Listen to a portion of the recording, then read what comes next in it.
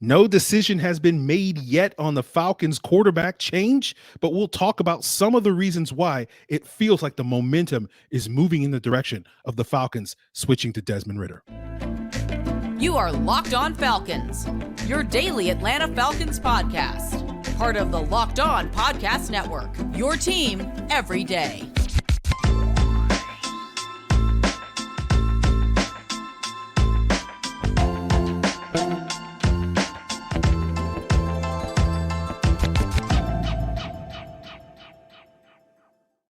So, guys, you know me. I'm Aaron Freeman, a.k.a. Mr. Drew, a.k.a. Sirius Black, and a.k.a. your very humble, the most humble host of this illustrious Locked On Falcons podcast, part of the Locked On Sports Atlanta podcast family, your team every day. And we thank you guys for making Locked On Falcons your first listen each and every day. Of course, it's free and available Monday through Friday on a variety of podcast platforms, including on YouTube. Make sure you subscribe to Locked On Falcons on YouTube.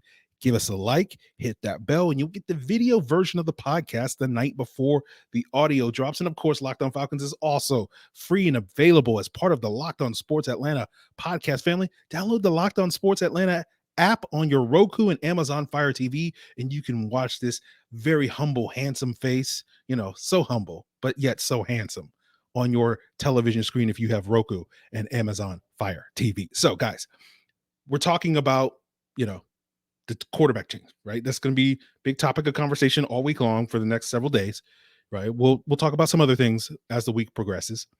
But as of Monday afternoon, there has been no change, no decision made at the quarterback position. Arthur Smith, in his Monday presser, basically said that decision, you'll know by next Monday, right? Because guys got off, it's a bye week, all that stuff. They don't have to make a decision in the next couple of days. They have plenty of time to consider it.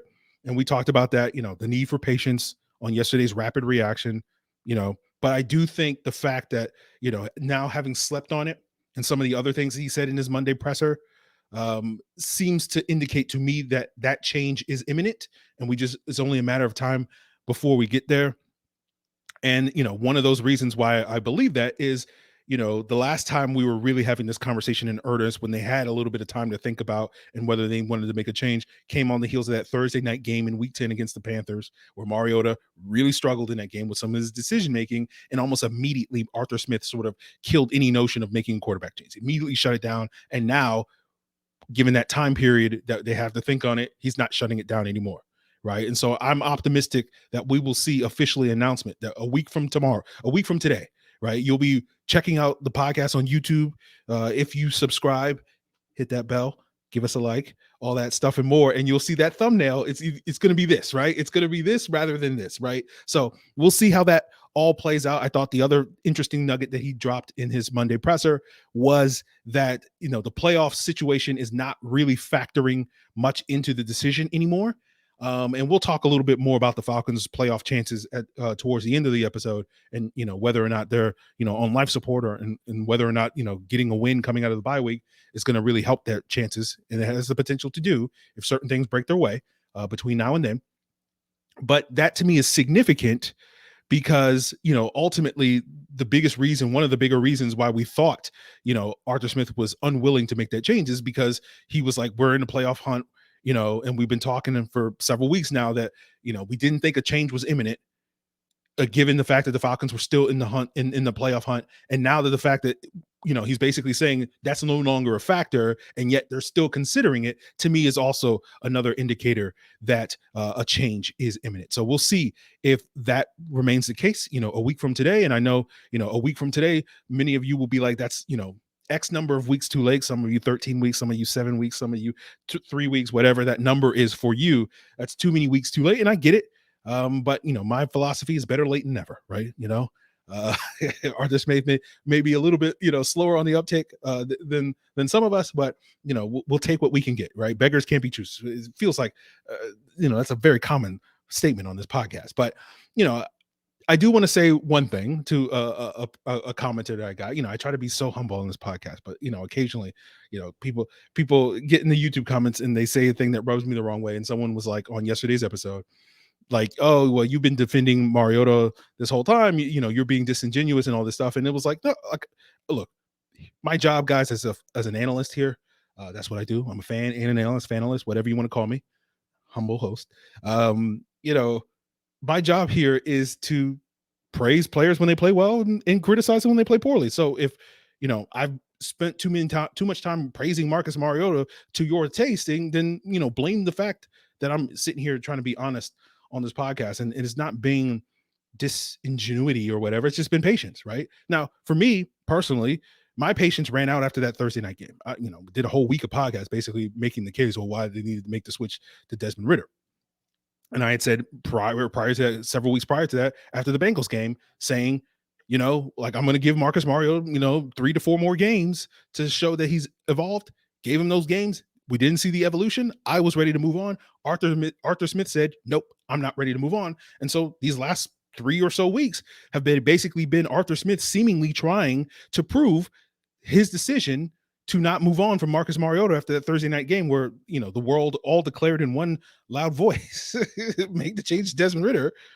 He's been trying to prove it. That's part of the conversation we had after the Washington game, which is like, why is he throwing the ball late in that game to prove, that situation, to try to prove why he was right in sticking with Marcus Mariota? Was one of the reasons why we started out the Steelers game throwing the ball a lot more than we've seen this year, was a part of his efforts to prove that, sticking with that, sticking with Marcus Mariota was the right call. And then that's part of the reason why on yesterday's postcast with Jarvis Davis and myself on the Locked On Sports Atlanta, go check it out on YouTube, we were talking about, at this point, if he's not willing to make a change, it feels like it's more an ego issue. And that's why the conversation really is more about Arthur Smith moving forward than necessarily Desmond Ridder or Marcus Mariota. But we may talk about that a little bit later, explore that option, that conflict a little bit later in today's episode. But that's something that we got to keep in mind. So I say all that to be like, look, my patience, I probably, as I said on yesterday's episode, I probably have a lot more patience than a lot of people. And that's one of the benefits of doing this daily podcast. It's taught me patience over the years of doing this show and trying to create content 5 days a week and understanding that I got to parse out these takes across 5 days rather than boom, dumping it all in one show as other people do that may do a weekly show or whatever the case may be. So, I'm a lot more patient. I understand that this process is really been about the evolution of the offense. That's been the consistent through line through all this time of defending Marcus Mariota, because it's about, can this offense evolve, right? And we sat here 7 weeks ago with Kevin Knight of the Falcoholic after that 49ers game and talked about the sustainability of this offense, right? The sustainability of this offense. And it wasn't about, is the running games sustainable? Can they continue to run the ball effectively? It's about, can they start throwing the football effectively? Because that's what you're going to need to continue to win games and potentially make the playoffs and win a playoff game. It can't just be all about the running game, because you look at the last 7 weeks since we had that conversation with Kevin Knight about sustainability, right? Where the Falcons rank in rushing offense this year in those 7 games in yards per game? 5th. The record, 2-5. Who's number 1 in the league in the last 7 weeks in rushing offense per game? The Chicago Bears. You know what their record is? 1-6. You can't just be a one-dimensional offense. That was the conversation about sustainability. So I've been patiently waiting, like the rest of you, to see that that patience pay off and see it manifest. And it feels like Arthur Smith is also been waiting and hoping and wanting to see coming, and it hasn't come. And now he's ready to make that change. And again, as I said earlier, better late than never, right? Again, we can sit here and say, who jumped off the Mariota bandwagon first? If you want to claim that title, congratulations. But like, my job is not to sit here and be like, hey guys, I told you first that Marcus Mariota was not going to be the quarterback. Like, okay, congratulations. We all knew back in March that he was a bridge quarterback, guys. Like, that wasn't some, incredible job, Aaron, that you figured out he was bridge quarterback. Now, granted, that bridge is extended a little bit further than I would personally expected and wanted it to, but that's a conversation for a later day. So I will leave that aside, guys. And we'll talk about one of the other reasons why Arthur Smith may be willing to make this change at quarterback, because one of the concerns we had about plugging Desmond Ridder into the lineup too early is because, could this offensive line really protect him? And it feels like this offensive line has turned a corner. And there's some stats that say the last 3 games since that Thursday night game, that while the passing game hasn't evolved, it does feel like that offensive line has evolved. And we'll get into that to continue today's episode, guys. But now I want to tell you about our sponsor, LinkedIn. And, on the note of LinkedIn, we're talking about making quarterback changes. You got to feel like you want to be 100% certain that you're hiring or promoting the right candidate. And if you're hiring for your small business, you want to have that same feeling. And that's why you got to check out LinkedIn. They're making it easier to find the right people that you want to talk to faster and for free. You can create a free job post in minutes on LinkedIn Jobs and reach the world's largest professional market of over 800 million people. They got simple tools like screening questions that are going to help you focus on the candidates with the right skills, right experience. And so you can quickly prioritize who you want to interview and hire. Finish the year strong, guys, by finding the right quarterback or the right team member that's going to help you do that. It's why small businesses rate LinkedIn Jobs #1 in delivering quality hires versus leading competitors. LinkedIn Jobs is going to help you find the candidates that you want to talk to faster by posting your job for free at linkedin.com/lockedonnfl. That's linkedin.com/lockedonnfl to post your job for free. Terms and conditions apply. And guys, I want to thank you for making Locked On Falcons your first listen each and every day. And for your second listen, check out the Locked On Sports Today podcast. Go beyond the scoreboard, behind the scenes, and get that insight from the local experts that only Locked On can provide by subscribing to Locked On Sports Today, available on YouTube or wherever you get your podcasts. So you go all the way back to August, right? Well, we talked about Ridder versus Mariota, right? And we're not going to get into what the commenters were saying back then, but you remember pretty much every day on the podcast, I was pointing back to this picture. Now it's Toph, the world's greatest earthbender, or at least, the fictional world's greatest earthbender, only goats. But it used to be Aaron Donald up there. And I would always point to, those wolves are coming, guys. And we don't want to throw Desmond Ridder to the wolves. So we kick Marcus Mariota out there. He gets torn apart by the wolves once they, have full bellies. Now we can trot out Desmond Ridder out there.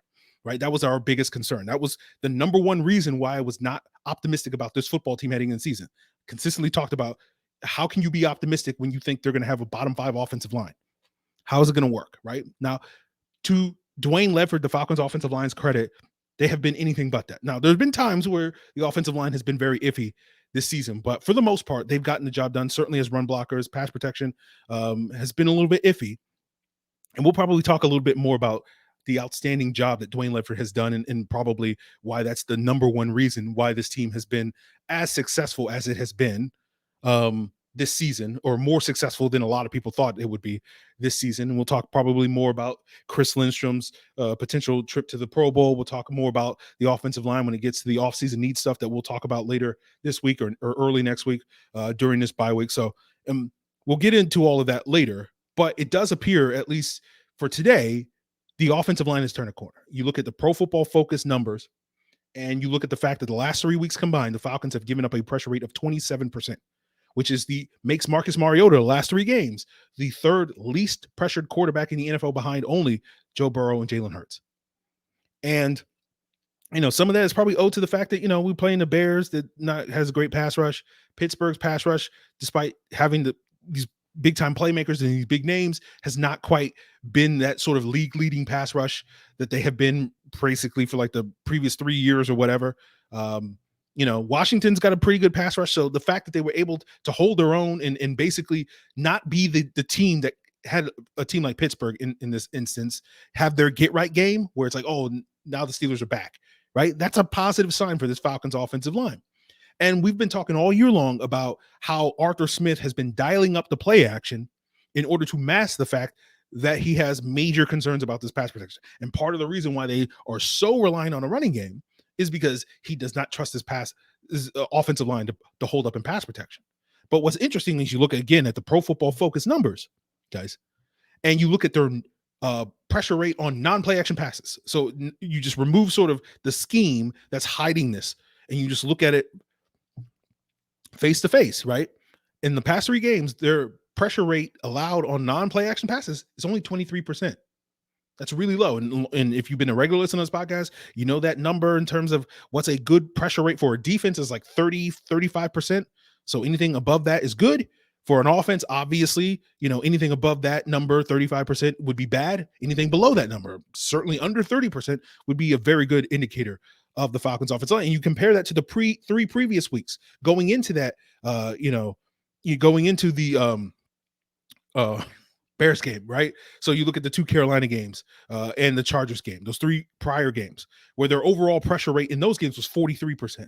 Their pressure rate on non-play action passes was 43%. So again, bad offensive line performance. And so coming off of the heels of that Carolina game, given the offensive line concerns, maybe that was a factor in why Arthur Smith was hesitant at that time to make the quarterback change that most of us thought should have been imminent and should have been made at that point in time. And so the fact that they seemingly turned a corner these last couple of weeks against some decent defensive lines is a positive sign that we don't have to sit here and have that concern that should Desmond Ridder step into the lineup after the bye week, that he's going to be, broken, that the Wolves are going to be coming for him, right? I'll be able to put up that Aaron Donald poster back up there. There's a spot for it here on the wall. It's going back up there in the offseason. Still a spot up there for Julio when he gets his mind right and leaves Tampa Bay, right? He'll go back out there in January. So, we won't have to keep reminding you guys of those Wolves coming for Desmond Ridder. Now, there's going to be some challenges ahead after the bye week, but you don't look at the last 4 games and say, oh, man, this is going to be a problem, right? The Saints pass rush has taken a major step back, right? You got the Ravens after that. The Ravens are pretty good at getting sacks, but they don't get a ton of pressure, right? That's been the interesting thing when you look at some of the metrics. They're not a high pressure team, but when they do get pressure, they tend to convert those into sacks. And of course, Justin Houston, Calais Campbell, Odafe Owe, they got some playmakers up there. So it's not going to be an easy challenge for us. Same with the Saints, right? We handled the Saints in week 1. They're going to be ready to go coming off of that bye week, but we feel pretty good that we can take care of business again, right? You got the Cardinals. They're a team that tends to get a little bit more pressure, not as many sacks. JJ Watt's going to be a challenge. Zach Allen's grown into a solid player. Marcus Golden's a solid pass rusher. So again, it's not cakewalk or anything like that. And of course, the Bucs are probably the most balanced of these 4 teams in terms of getting sacks and getting pressures and whatnot. So there'll be a challenge. Vita Vea, Shaq Barrett, all those guys, Akeem Hicks, of course. So we'll see how the Falcons offensive line turns, plays over the final 4 games. But at least theoretically, we feel like, okay, if they can continue to maintain this momentum that they've had since that Thursday night game, where they were coming off several games in which they were struggling, and if they really turned a corner, then Desmond Ridder should be in decent hands moving forward, and we should be able to at least not have to worry about the pass protection being constantly breaking down and Arthur Smith basically worrying about, oh God, I got to scheme this and I got to scheme that to sort of mask these issues, that he can move forward and potentially we can put Desmond Ridder in a better situation than Marcus Mariota has played for most of the season when he hasn't had that outside of the last 3 games. And he can be in a position to succeed. And if he's in a position to succeed, maybe that leads to Desmond Ridder being able to do the thing that Marcus Mariota has been struggling to do over these last couple of weeks, which is keep the Falcons in playoff contention.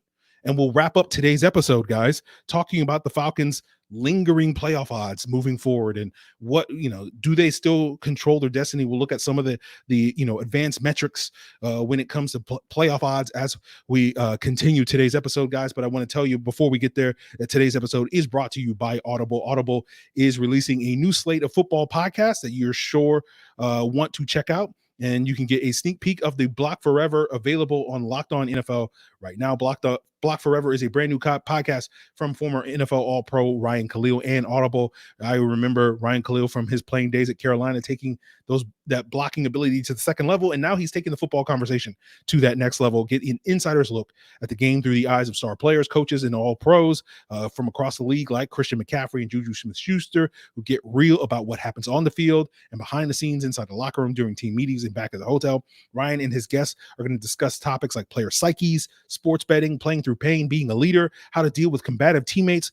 There's nothing out of bounds on Block Forever, so new episodes will be recorded and released every week ahead of Thursday Night Football. Head over to Locked On NFL for a sneak peek of Block Forever and catch the full series for free on Audible or wherever you get your podcasts. Audible, get in the game. So, guys, let's talk about the Falcons' playoff odds, right? We've been talking already today about, whether the playoff situation, is factoring in the decision to, toss the keys over to Desmond Ridder or to stick with Marcus Mariota. And so we look at websites like 538 and Football Outsiders that calculate these things. And, 538 currently, as of today, as I'm recording this Monday, ahead of Monday Night Football, has the Falcons' playoff odds at 6%. Football Outsiders has them at 10.5%. Ahead of Monday Night Football. They'll update Football Outsiders, that is. They'll update theirs tomorrow after Monday Night Football, and maybe we'll give you an update if it changes significantly. But we do have at least numbers from 538, we can project based off of the results of tonight's matchup between the Saints and Bucks. And according to 538, if the Saints win, the Falcons playoff odds go from 6% to 10%. If the Bucks win, it goes from 6% down to 4%. And if it results in a tie, it will be 11%. So, if you're rooting for the Falcons to make the playoffs, I guess you're rooting for the Saints to win, but we know that ain't happening. So I guess you're rooting against the Falcons making the playoffs, at least for tonight on Monday Night Football. But, we've been talking about how these last couple of weeks, why maybe Arthur Smith is reluctant to, play Desmond Ridder is because, he wants to wait to either the Falcons playoff odds, they're mathematically eliminated from playoffs, or they take a significant back turn by racking up some losses, and 2 consecutive losses to Washington and Pittsburgh certainly feels like the Falcons are backsliding from the playoff possibility. But as I've stated many times on this podcast over the last several weeks, they're probably never going to be mathematically eliminated, in part due to how bad the NFC South is, right? And one of the things I joked with people on the Saturday symposium that we do on the Discord each and every Saturday. And, for those of you that are unfamiliar with that, it's basically a Twitter space for the Discord members. So make sure you sign up on the Discord, link in the description below. We do it every Saturday, 3 p.m. Eastern time. Been doing it consistently since week 2. We didn't do it the Saturday after Thanksgiving for obvious reasons, but usually they run 2, 3. I think yesterday or last Saturday's was like 4 hours. Talk about the upcoming game, talk about whatever. Usually as it's often the case when you get a couple of Falcon fans in a room talking football, we go down memory lanes talking about the shared misery and the shared joys. One of the topics on Saturday's episode was talking about what's the best Falcons defense historically that we've seen, what's the worst Falcons defense. So that prompted a lot of conversation. So join the conversation every Saturday. Don't often plug it here on the podcast because I forget to, but that's something you can check out. So join the Discord if you're not already there. But one of the things that I joked about on that Saturday symposium was, because, and this is 30 years of Falcon fandom doing this to you, Falcon good Falcon. So basically I was like, if they lose to the Steelers, they'll somehow figure it out how to win down the stretch after the bye week to keep their playoff hopes alive. Because the assumption would be, their playoff hopes are dead depending on if they lose or beat the Steelers. And if they beat the Steelers, then they'll somehow figure out a way to choke down the stretch. That was kind of the joke I had. But we can look at 538. All that to sit here and say, and we can kind of look at some of these playoff odds, and we'll present the best case scenario kind of for the Falcons, at least over the next couple of weeks. Obviously you got the Saints and Bucks tonight. Obviously it benefits the Falcons' playoff chances if the Saints win, right? And then next week both the Falcons and Saints are on a bye, and then you have Tampa Bay playing on the road against San Francisco. You got Carolina on the road against Seattle, and let's say both of those teams lose both of those games. So entering week 5, you're going to have the Falcons at 5-8, the Saints at 5-8, and the Bucks at 5-8, and then the Panthers at 4-9. And then you have that week 15 matchup between the Falcons and Saints, and that could be determining who sort of takes the lead in the NFC South moving that forward. The Panthers in week 5 play the Steelers, the Bucks play the Bengals. Again, 2 very losable games for both of those teams. And if the Falcons win that week 15 game against the Saints, based off of all this math and all these very permutations and variables, 538 puts the Falcons playoff odds basically saying that all the other teams, with the exception of the Saints tonight on Monday Night Football, lose out between now and week 15, and the Falcons win against the Saints. That would put their playoff odds at 50%. So obviously we're painting the rosiest portrait here, but Desmond Ridder has an opportunity to resurrect the Falcons playoff odds moving forward with a win on the road against the New Orleans Saints in his first NFL career start. Big challenge ahead of him, but I certainly think it's a very winnable game for the Falcons. And basically all of this to sit here and say is that, depending on the results of these next couple of weeks in the division, and then the results of that week 15 game, there's a scenario sitting here today, guys, where the Falcons are sitting, going into week 16 against the Ravens, where the Falcons are sitting here either in first place with controlling their destiny in the NFC South, or they're in last place, right? And it seems like, everything is out of whack. So, the season isn't quite over, despite, some of the disappointments we've had these last couple of weeks. And so to me, obviously we're going to spend a ton of time talking about the quarterback situation and Ridder versus Mariota and who gives you the best chance to win and all this stuff. That's neither here nor there. To me, it's really now about Arthur Smith. Regardless of what choice he makes, it's still going to be about Arthur Smith. That's why yesterday's rapid reaction, we led off talking about Arthur Smith rather than the quarterback situation, right? And so we hope that he's going to make the choice and make the change to Desmond Ridder, and then it really becomes a conversation about, okay, can you develop Desmond Ridder? Can we see the evolution of Desmond Ridder from week 15 to week 18? We'll see. And in a world where Arthur Smith's sitting here going, you know what, our playoff hope, the Bucs will lose or whatever. You know what? Let's. I think we still got a chance. Let's roll with Marcus Mariota. Okay. Now it's going to be okay. Arthur Smith, you made a choice that very few of us agree with you at this point in time. So now you got to go out there and prove it that you made the right choice, because it's all about the scrutiny surrounding you at this point in time. And so I think that's really what it is. That's really the big conversation surrounding this team and their rebuild is, can you find a quarterback, right? We're in the post Matt Ryan era. Can you find stability at that quarterback position like we experienced for the previous 14 years, where we had the 14 best years in Falcons history collectively because we had stability at the quarterback position, right? And as I said earlier, we had a bridge in Marcus Mariota. Again, that bridge probably went on a little bit further and it was a little bit longer than maybe we particularly wanted it. But now it's about, can you find stability at that position? And maybe that's Desmond Ridder, maybe that's somebody else. But it really becomes about, can you, if it's a young quarterback like a Desmond Ridder, can you develop him? They've never done that. Arthur Smith wasn't tasked with developing a young quarterback in Tennessee, right? Right. When they had a young quarterback in Jake Locker, he was like a tight ends coach. That wasn't his job. And then when he inherited Ryan Tannehill, who had like 100+ career starts when he took over play calling, in addition to Marcus Mariota, right? Terry Fontenot, never done that in New Orleans. They had his entire time he was in New Orleans, Drew Brees was the quarterback, right? You look at Kyle Smith in Washington, who's like the assistant GM to Terry Fontenot. Washington hasn't successfully developed a quarterback. He was there when Robert RG3 was drafted. But Washington's quarterback situation has been, a dumpster fire, sorry, Commanders fans, in the year since. They've been rotating constantly, right? They've been in quarterback purgatory. And so, ultimately, Arthur Smith in this regime is going to be measured by avoiding that purgatory. And again, they didn't have a lot of options in their situation, after the whole Cleveland Browns quarterback fiasco. We're not allowed to say his name anymore now that he's back playing football, right? Right? The Browns quarterback. You guys remember the little Tecmo Bowl games where Randall Cunningham was Eagles quarterback, QB Eagles, Browns QB, right? No, we're not talking about Baker Mayfield, who just got cut by the Panthers. And no, we're not signing Baker Mayfield. All right, let him go to San Francisco or wherever else. But, they didn't have a lot of options, right? They made that bed with the Browns quarterback. And, it wasn't an ideal situation. But now you have an opportunity with Desmond Ridder. And we're not going to get into it on today's episode, but I've said time and time again for months now that, I feel like Desmond Ridder is their best option moving forward because, Lamar Jackson ain't leaving Baltimore.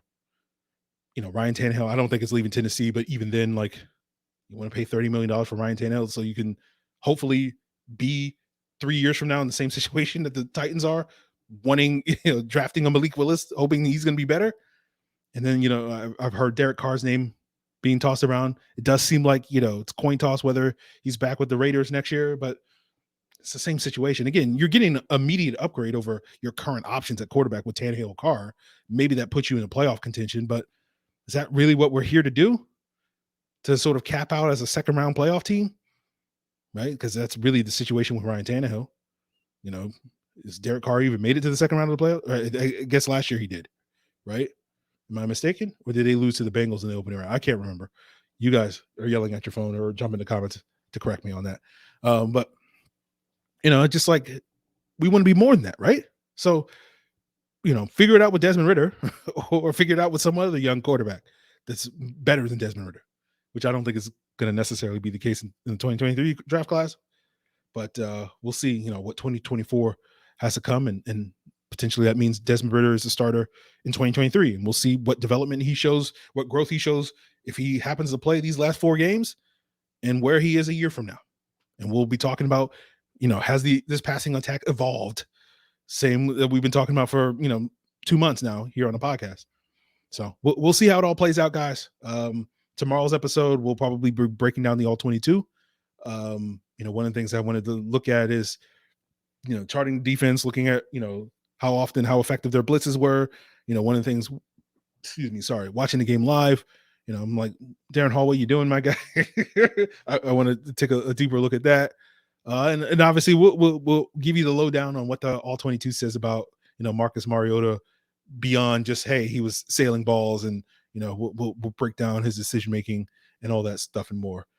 So we'll get into that on tomorrow's episode of Locked On Falcons. And then I think the next day we'll probably have Josh Kendall on, and we'll get his thoughts on, what this team needs to do going into the bye week and all that more. And we'll see if Charles McDonald continues to duck us, and let's see if he'll be on later this week. But I know at some point we'll talk about, the potential Pro Bowlers, Chris Lindstrom, and see whoever else, maybe Falcon players on my Pro Bowl ballot.